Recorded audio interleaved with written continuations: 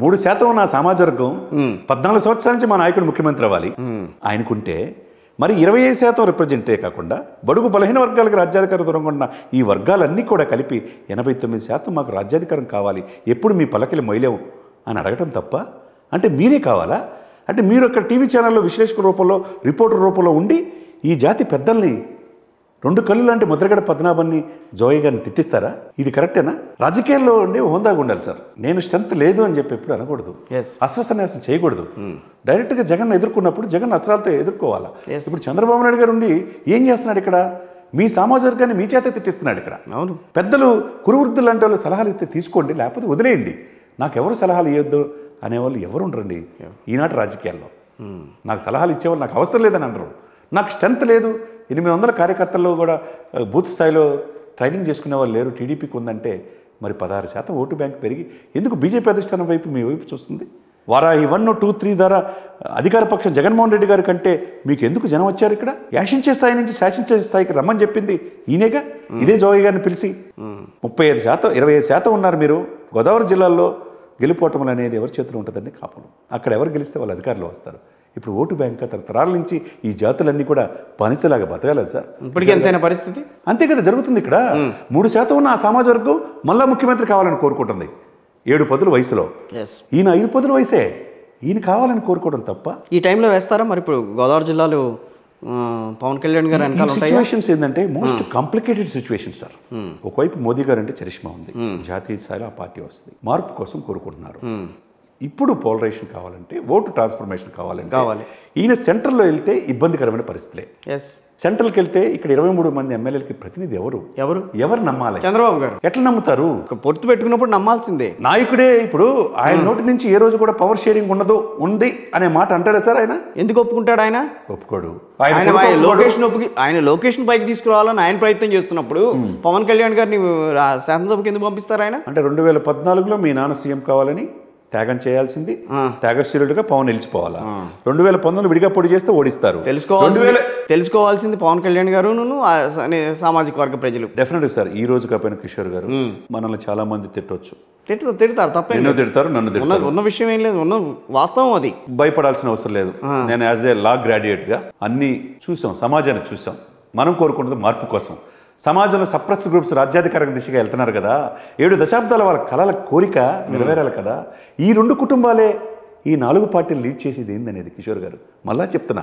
2 కుటుంబాలంటే నేను ఇక్కడ విభేదిస్తాను మిమ్మల్ని. చెప్పండి. 2 కుటుంబాలు అన్నప్పుడు ఇప్పుడు ఆ కుటుంబం అదేంటి మీరు అనుకున్న వైఎస్ఆర్ కాంగ్రెస్ పార్టీ కుటుంబము పాలన సాగించింది ఎక్కడండి? ఎన్నాళ్ళు? 5 ఏళ్ళు పాలన సాగించింది. మీకు 14 ఏళ్ల ముఖ్యమంత్రి వేరు, 5 ఏళ్ల ముఖ్యమంత్రి ఈయన. సరే, 14 ఏళ్ల ముఖ్యమంత్రి వేరు ఆయన, ఈయన 5 ఏళ్ల ముఖ్యమంత్రి. 5 ఏళ్ల కంటే వీళ్ళ నాన్న ముందు చేయలేదు. అవును, ఆయన వేరండి. ఆయన కాంగ్రెస్ పార్టీకి సంబంధించి ఇప్పుడు ఆ కాంగ్రెస్ వారసత్వాన్ని పుచ్చుకొని షర్మిల గారు ఇప్పుడు వచ్చారుగా. వస్తే వచ్చి ఇప్పుడు అది అక్కడ ప్రజలు డిసైడ్ చేస్తారు. ఇక్కడ ఏంటంటే ప్రజల కంటే ఇక్కడ 2 కుటుంబాలు అనే విషయాన్ని మాత్రం నేను వివేదిస్తాను. డెఫినెట్ గా నేను ఏకీవిస్తా, నేను వివేదించను. ఎందుకంటే తరతరాల నుంచి వ్యూహాత్మక కుట్రల్లో మిగతా కులాలన్నీ కూడా పావులైపోతున్నాయనంటే ఇప్పుడు వచ్చిన అవకాశాన్ని సద్వినియోగం చేసుకునేప్పుడు 89% సప్రెస్డ్ గ్రూప్స్ దే. రాజ్యాధికారంగా దూరంగా ఉంటున్న ఈ వర్గాలదే. 3% ఉన్న కమ్మవారిని మీరే ఎక్కిస్తారు.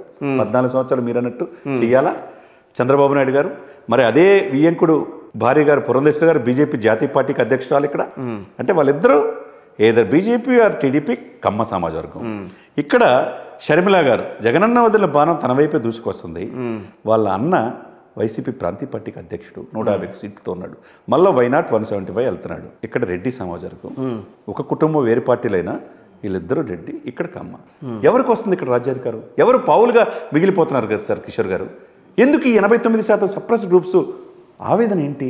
తరతరాలుగా బానిసలుగా బతకాల మేము, మాకు రాజ్యాధికారం రావాలంటే నిజంగా మేము అలానే ఉంటాం. ఎవరు చెప్పలేదు కదా సార్, ఇప్పుడు అట్లాగే ఉండాలని ఎవరు చెప్పలా. ఐక్యత లేదుగా ఇక్కడ. నీకున్నదే ప్రాబ్లం. నీకు అక్కడ నేను చెప్తోంది, జనసేనకు ఐక్యత ఉంటే, నిజంగా వాళ్ళంతా కూడా కలిసికట్టుగా ముందుకు వెళ్ళుంటే ఒక ప్రత్యామ్నాయం అనేది ఈరోజు కనిపించేది. డెఫినెట్గా సార్. ప్రత్యామ్నాయం కనిపించే టైంలో ఏదో రకమైన అడ్డుకట్ట పడుతోంది. అడ్డుకట్టకి మీకు ఓకే అని ఉంటున్నారు మీరు అన్నిటికీ. ఇక్కడ అది ఆ ట్రాప్ లో పడిపోతుంది. అది రాజకీయ వ్యూహంలో పవన్ కళ్యాణ్ గారు, చంద్రబాబు నాయుడు గారు ట్రాప్ లో పడ్డారు.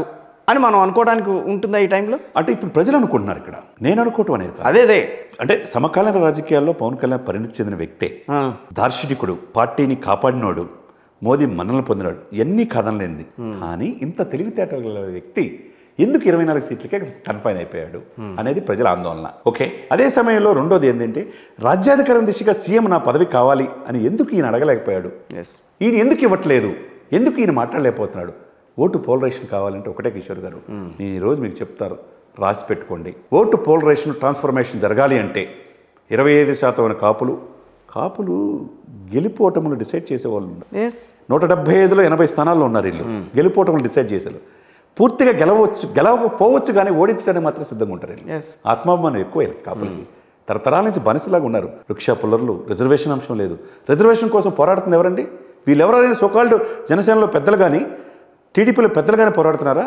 రిజర్వేషన్ 10% ఇవ్వాలి అని పోరాడి కోర్టులో కేసులు వేసి డబ్బులు ఖర్చు పెట్టుకొని లక్షల రూపాయలు ఖర్చు పెట్టుకొని తన ఎంపీ పింఛన్ సైతం ఖర్చు పెట్టుకొని చేస్తుంది హరిరామజోగి గారండి. ఆయన చూస్తారా?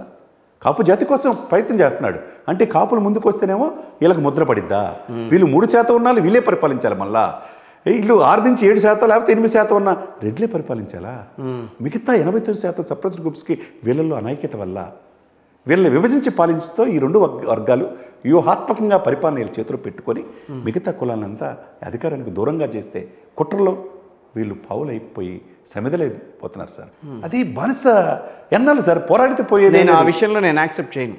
మీకు అవకాశం వచ్చినప్పుడు మీరు ఉపయోగించుకోకుండా ఉన్న సామాజిక వర్గాలు ఉన్న పెద్దవాళ్ళందరినీ కూడా విమర్శించే ప్రయత్నం అది. పెద్దవాళ్ళని ఏమంటలేదు సార్, ఇక్కడ విమర్శించే ప్రయత్నమే అది. విమర్శించడం కాదు ఇక్కడ ఏముంది. ఇప్పుడు దాంట్లో ఇప్పుడు తెలుగుదేశంలో జాయిన్ అవ్వమని మేము అడిగారా?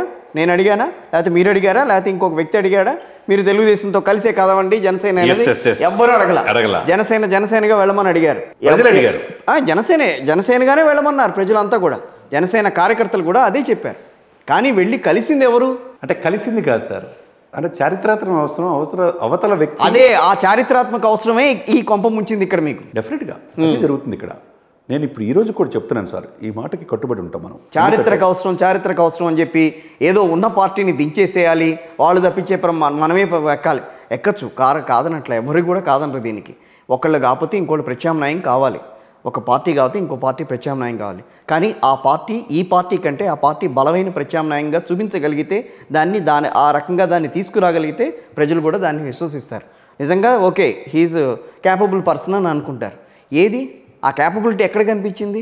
ఆయన జైల్లో పెట్టంగానే మీరు వెళ్ళిపోయి మీరు అన్నట్టుగానే రేపు కాబోయే ముఖ్యమంత్రి చంద్రబాబు నాయుడు గారు అని లోకేష్ గారు పక్కన కూర్చోబెట్టుకుని పవన్ కళ్యాణ్ గారిని కూర్చోబెట్టుకుని ఆయన మాట్లాడితే ఈయన ఏం మాట్లాడకపోతే ఏంటి పరిస్థితి? దానికి ఇక్కడ ఈ పరిస్థితులన్నీ ఏంటంటే వాళ్ళు ఆ అధికారాన్ని ఆ కుర్చీని వదులుకోరు సార్.